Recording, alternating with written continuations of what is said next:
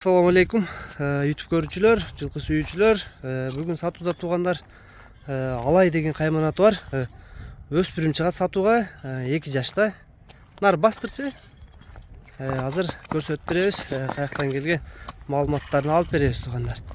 2 жашта экен өспүрүм. Азырынча минги боло элек экен. Жылкынын моюнунун узундуктарын карагыла. Бастырчы. Буту колу жеп ичкендер бардыгы жакшы. Боюнун бийиктиги 1,63 см экен туугандар.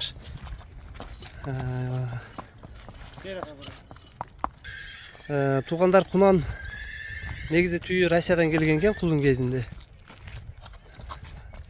Россиянын бирок кайсы жеринен экени билишпейт экен булар деле. Моюну карагыла, машалла туугандар. Бою да аябай бийик.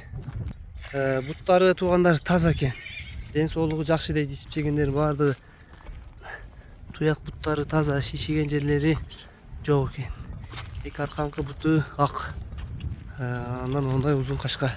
Туугандар Дарайги Бишкек шаары, Аламүздүн району, Дордой 2 деген жерин экен туугандар.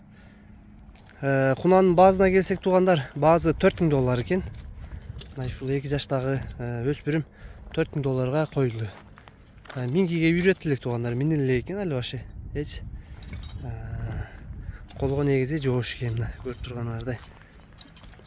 Тишин да бир ачып койгун. Тишин да көрсөтүп коеюн. Мына туугандар, тиштерин али таптаза бойдон экен. Болду.